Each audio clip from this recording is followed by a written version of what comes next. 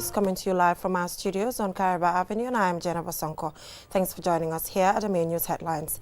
At the opening of the African Regional Forum on the strategic use of the UN human rights mechanisms for anti-corruption on Wednesday, senior officials urged the establishment of strong anti-corruption frameworks to effectively combat corruption. The Gambia Standards Bureau, in collaboration with the African Organization for Standardization, convened a high-level forum on Wednesday aimed at raising awareness on the critical role of harmonized African standards in facilitating trade under the African Continental Free Trade Area. I Promise Rehab and partners over the weekend commemorated Autism and Disability Awareness Month with the theme celebrating unique abilities. Inclusion is a shared responsibility. In international news, a major human trafficking operation has been busted in Ivory Coast, freeing 33 West Africans who were lured with false promises of jobs in Canada. And in sports news, the Gambia Under-15 girls' match against DR Congo, originally set for Wednesday morning, has been postponed, and the team will now play Uganda on Thursday. Those were the main headlines, and now the news in detail. Do stay.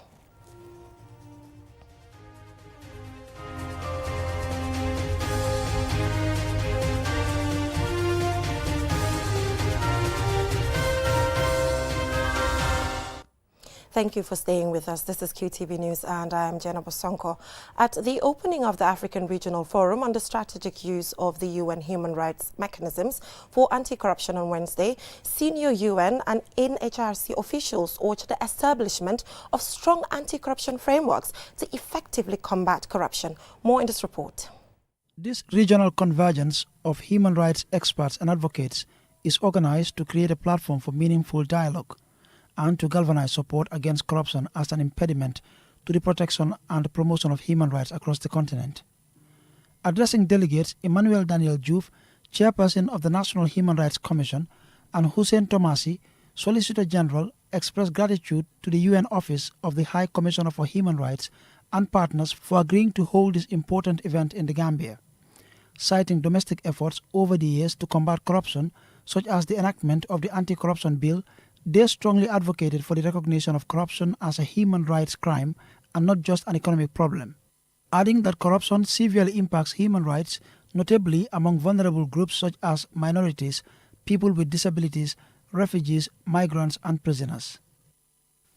We believe that such collaboration across public institutions, private sector, civil society, and the international community is essential if we are to build a resilient system that are responsive to human rights and resistant to corruption.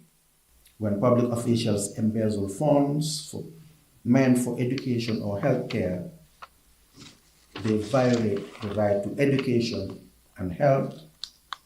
When corruption results in impunity, it undermines access to justice and the right to a fair trial. Carl Frederick Paul, UN Resident Coordinator, and Pradeep Wagul, Head of Economic, Social and Cultural Rights at the Office of the UN High Commissioner for Human Rights, highlighted how corruption impacts the protection of human rights, particularly in Africa, where they reported that over 5% of the continent's overall GDP is lost to corruption annually. In addition, Africa loses over $140 billion to corruption each year. They emphasized the need to address human rights needs of vulnerable groups through the institution of strong anti-corruption mechanisms. The UN system in the Gambia will continue to work closely with national and regional actors to support reform and advocate for accountability, transparency, and participation in public life. Preventing corruption and recovering funds lost to corruption and illicit financial flow is a very clear opportunity not only to fulfill the SDGs, but also to radically reimagine our economic systems. UN and NHRC officials hope that this workshop will spur further interest in utilizing UN mechanisms on anti-corruption and human rights, while calling on states and human rights institutions to amplify the advocacy against corruption, which they argue has a destructive effect on state institutions and on the capacity of states to respect, protect and fulfill human rights. Ansmane Sonyasi for QTV News. The Gambia Standards Bureau, in collaboration with the African Organization for Standardization, convened a high-level forum on Wednesday aimed at raising awareness on the critical role of harmonized African standards in facilitating trade under the Continental Free Trade Area. Yafa Toge was at the opening ceremony of that particular forum, and this is her report. The event brought together key stakeholders from government agencies and business entities in the Gambia to engage in an open dialogue about the development, adoption, and implementation of standardized practices across Africa. The forum focused on the importance of harmonized standards as a tool to enhance intra-African trade, reduce technical barriers, and improve the competitiveness of African goods and services in regional and global markets. Papa Seka, Director General of the Gambia Standards Bureau, stated the importance of standard harmonization on global trade. Harmonized standards unify product characteristics across countries and reduce country-specific investment costs. Harmonized African standards refer to a set of agreed-upon technical specifications and guidelines developed under the African Organization for Standardization or within frameworks like the African Continental Free Trade Area to ensure consistency and mutual recognition among member states. Dr. Hemoginingi Senginana, Secretary General of the African Organization for Standardization, elaborated on the role of ARSO and why is it important for the Gambia to become a member. One of the key issues that would impact the Gambia is on the European Union deforestation regulation that is impacting in 7 value chain, and one key value chain that you have is on cocoa. And when we go with one voice as African, and we have to use the sustainability standard, African sustainability standards that are talking to our farmers, we will have more power, more voice to leverage on what we produce. Mot Seka represented the Minister of Trade at the event. As we move forward with the implementation of the AfCFTA, it is essential that we not only eliminate tariffs and non-tariff barriers, but also strengthen the quality infrastructure that supports a fair, competitive, and integrated continental market. Fatima Mulushi, a participant, expressed her expectations following the forum. Most of our entrepreneurs face challenges when it comes to the required standards for their businesses to grow. Because all the entrepreneurs, if you ask them, what they want is for their businesses to reach to the international market. But it's not easy for your business to reach to the international market if you don't have the right standard and quality standards of your product. During the event, participants discussed various challenges related to standard harmonization, including limited technical infrastructure and regulatory gaps. The discussion also explored opportunities for regional cooperation and the development of inclusive standards that support sustainable industrial growth. According to officials, harmonized standards are central to unlocking the full potential of AfCFTA by ensuring that goods and services traded across African borders meet consistent quality and safety requirements. By aligning national standards with continental benchmarks, countries like the Gambia can position their businesses to benefit from expanding African markets. Reporting for QTV News, this is Yafa Toge. I Promise Rehab and partners over the weekend commemorated Autism and Disability Awareness Month, with the team celebrating unique abilities. Inclusion is a shared responsibility. This observance highlights the importance of embracing diversity, promoting inclusion and valuing the strengths of every individual. Aisotubari has the rest of that story. According to research, autism refers to a range of conditions characterized by challenges with social skills, repetitive behaviors, which affect the way an individual sees or communicates, making their social interactions difficult. The commemorations began with a march past from Senegambia Junction to a local hotel, where a series of activities were held to raise awareness about autism and other disabilities, promote acceptance, and celebrate the unique strengths and contributions of individuals with special needs. Haji Keti Drame, president and founder of Hadigala College, emphasized the importance of education and highlighted the challenges people with disabilities face in accessing quality education. Education is a fundamental right of every human being. and a means of empowerment. It is estimated that by WHO that over 1.3 billion people worldwide living with some form of disability. That is about 16% of the world population. And millions are children and young adults who should have been in classrooms. Yet, many of these students are denied their right to access education simply because the system in place are not designed to accommodate their needs. Doreen Jia is the CEO and founder of I Promise Rehab and Healthcare Services. Here in the Gambia, these children and adults are not disposable, they are just different. And the moment we, as a community, learn to accept them and integrate them into our society, the sooner our world can progress. Haji Drame, the chairman and founder of the Haji Guy Drame Foundation for the Physically Challenged, shed light on common misconceptions about autism and the challenges faced by parents raising autistic children. In the Gambia, autism is often misunderstood. Too many families live in silence, hiding their children, not out of shame, but out of fear. Fear of stigma, of whisper, of rejection. I have met mothers and guardians who lock their children indoors, not just to protect them from bullying and cruel words. Imagine the pain of seeing your own child pointed at, excluded, and denied the simple joy of play and friendship. Inclusive environments reduce isolation, support independence, and promote well-being for both autistic people and their families. In 2008, the Convention on the Rights of Persons with Disabilities reaffirmed the fundamental principle of universal human rights for all. Its purpose is to promote, protect, and ensure the full and equal enjoyment of all human rights and fundamental freedoms by all persons with disabilities, and to promote respect for their inherent dignity. Aissatou Bari, QTV News. Sending some love and light to all autistic patients in the Gambia and beyond.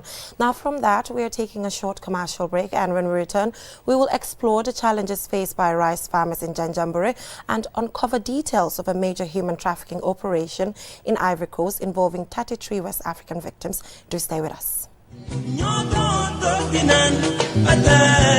fii mooy fan fii mooy Inessa di place bi nga xam ne moom la ñëpp taaw place bii bépp xeetu ataaya bu baax rek bu dugg see ci dëkk bi xamal ne fii rek la am bara wërga bii neex na lool saf na ba pare tamit nag am gu bu neex boo ko naanee rek da ngay kontaan ci saas añ ba suur ba gëreesal li nga lekk jëndal baara ataaya bii ndax moom la ñëpp taamu gis nga sama client bii ataaya bu neex bu ne moom laa koy njëkk a jox ndax moom kat ataaya bu neex rek lay wër baara wërga bii mooy warga bi gën te moo gën a saf kon nag ràññee leen ko bu baax kon daw leen gaaw ca Banjul foofu ca Inessa di place bi nga xam ni foofu rek nga ko mën a amee wholesale wala retail mu ngi foofu ci boori court house bi foofu ca Banjul wala nga daw ci bépp marché bépp supermarket bépp boutique fépp foo dugg rek di nga mën a am baara warga bii nga xam ne moom la ñëpp di wër tey baara warga moo dàq ci warga yi man maa ngi ci moom ndax su ma maree ataaya moom rek lay naan.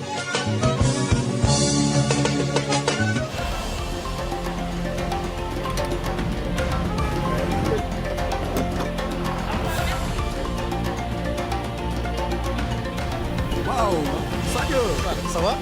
Ça va, bien job.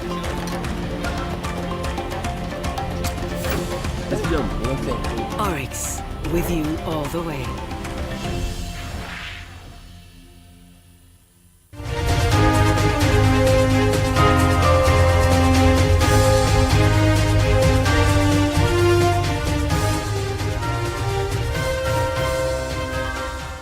Welcome back from that short break. If you're just tuning in, you're watching QTV News.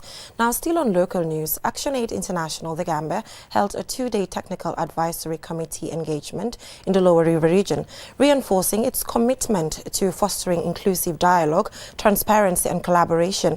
The meetings aim to strengthen governance and development processes by enhancing engagement between duty bearers and the community. Bakari Balde attended the program, and this is his report. The TAC meeting, held at the Governor's Office, brought together various regional institutions to share progress updates, challenges and future plans related to key issues affecting local communities. Participants also put forward recommendations to address these challenges and chart a way forward. The engagement provided a valuable platform for participants to directly interface with duty bearers, fostering greater accountability and participatory governance. Landing Bisane, the chairman of the Mansakonko Area Council, outlined the significance of the dialogue. Because these are people who pay their tax, who are the rightful owners of to the responsibilities that we are supposed to perform. So if we are here with them and they are now engaging us to tell us what we are doing, ask us what we are doing, and telling them what we are doing, for them to be able to assess and see the level of our progress, that is also a step in the right direction. So for me, as the people's representative, I see this as an opportunity for me to become nearer to my people in terms of my mandate and the responsibilities that I am given. Sekou Dabo, Action Aid International de Gambia, manager for LRP 9 in Opanyomi in the North Bank region, underscores the rationale behind the initiatives. It's an accountability session or activity between duty bearers and right holders. So that is why we do it in twofold. That is basically TAG members meet, they scrutinize the activities that they have done so that the people that are responsible of the region on behalf of the government but also on behalf of the electorate, the government officials will report to them, then they will scrutinize their reports. They will know, as people responsible of the region, what is happening in the region. Fabakary Sane, the regional youth coordinator, emphasized that as duty bearers, it is their responsibility to deliver essential services to the people. He encouraged youth groups to officially register with the ministry to strengthen collaboration and ensure inclusivity in development efforts. Sane also outlined strategic steps for moving forward. If you want to prepare the future, you have to prepare the present. So my take for young people is development is people-centered. And success is never be a destination. There is no place in the world where you think if you go, you sit and fold your hand, you'll be success. Everyone, this last generation, know it or not, you have to try. Because whenever opportunity with preparation, success is certain. The engagement also featured a dynamic question and answer session between duty bearers and rights holders, allowing for clarifications on pressing issues affecting the community. By the end of the interface, both parties expressed a shared commitment to continue collaboration and joint efforts toward effective service delivery. Bakari Balde, QTV News. Rice farmers at the Janjanbureh Nyantale farms have started plowing and transplanting rice seedlings for the dry season. A regional team in Janjanbureh visited the site and the report was written by Loliam Kamara. Many of these people depend on farming solely for their livelihoods, and most of them cultivate rice both in the rainy and dry season. The past weeks have been a busy time for them plowing, transplanting and testing equipment to be used on the farms. Usman Sane is Nyantale's farm secretary general.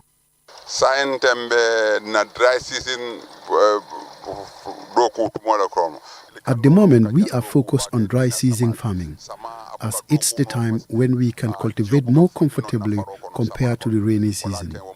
During the rains, it becomes difficult to use the land effectively due to excess water, which causes stagnation, which has been our biggest challenge.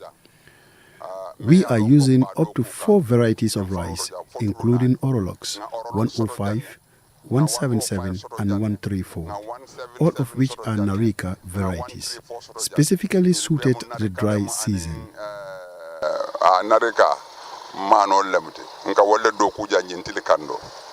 Rice, the staple crop, is traditionally grown in wet paddies known as furrows and has long been cultivated primarily by women. Janjanbureh, once a thriving agricultural hub, now faces declined productivity, with fields struggling to yield enough rice to sustain the community. Farmers are finding it increasingly difficult to utilize the available land effectively due to a range of challenges. Buntung Ganes, Vice President of Nyantale Farms, and Farmer Binta Sauce shared their reflections on last year's farming season and the ongoing challenges they currently face. What we harvested here last year was only enough for our household because the yields didn't meet our expectations.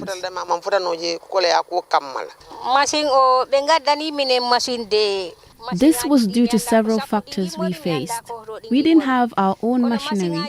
The one available was hired by the committee for plowing, but the service was unsatisfactory. When we confronted them about it, they became upset and left.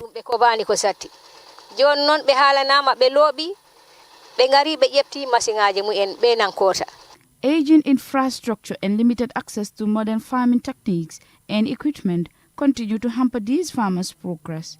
They are calling on the government and the private sector to provide the necessary support to help them reach their full potential. For QTV News, Lolem Kamara. From that story by Lolem Kamara, now let's take a look at news beyond our borders.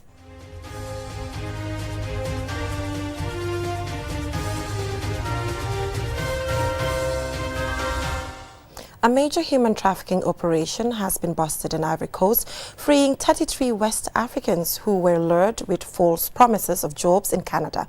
The international police agency Interpol announced the rescue following coordinated raids between authorities in Ivory Coast and Ghana.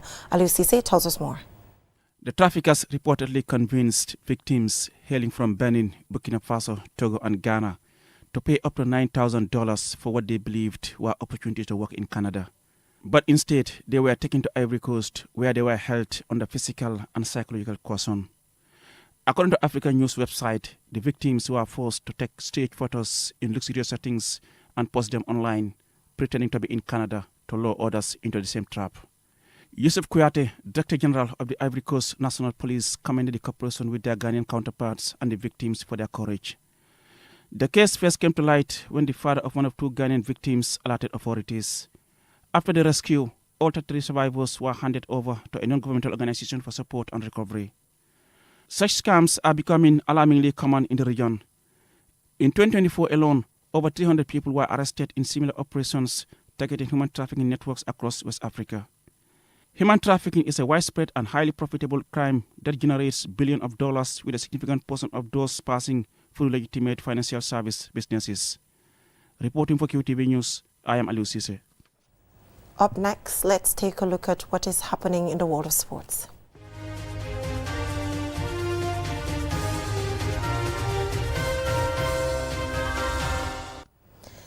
The Gambia under-15 girls match against DR Congo set for Wednesday morning has been postponed due to the Congolese team's late arrival. The Gambia will now face Uganda on Thursday. Our sports reporter Mamoudou Gajaga has the details on that. The Gambia, who are WAFU A champions, will now focus on what was meant to be their second game on Thursday against Uganda at 10 a.m. before facing South Africa in the afternoon. The Gambia head to the CAF African Schools Football Championship for their third consecutive season after they were crowned champions of the WAFU Zone A in December 2024 to secure their place at the Accra Finals. The Gambians, who are yet to lift African schools football's most prized silverware, will be banking on the previous two seasons' experience when they make their record third appearance in Accra. Upon their continental finals debut in Durban, South Africa, the Gambia finished an impressive third place. The Gambia secured their ticket to Accra courtesy of a 4-3 penalty shootout victory over Guinea, where goalkeeper Jara Bojang saved 2 penalties to help her side clinch the title. Bojang was excellent in goal throughout the qualifiers and was voted player of the tournament, and will be key for the Gambians as they seek their first ever CAF African Schools Football Championship Continental Finals crown. Mamoudou Gajaga, QTV. Good luck to our under-15 girls. Now, before we leave, let's recap our main headlines. At the opening of the African Regional Forum on the strategic use of the UN human rights mechanisms for anti-corruption on Wednesday, senior officials urged for the establishment of strong anti-corruption frameworks to effectively combat corruption. The Gambia Standards Bureau, in collaboration with the African Organization for Standardization, convened a high-level forum on Wednesday aimed at raising awareness on the critical role of harmonized African standards in facilitating trade under the African Continental Free Trade Area. I Promise Rehab and partners over the weekend commemorated Autism and Disability Awareness Month with the theme Celebrating Unique Abilities, Inclusion is a Shared Responsibility. In international news, a major human trafficking operation has been busted in Ivory Coast, freeing 33 West Africans who were lured with false promises of jobs in Canada.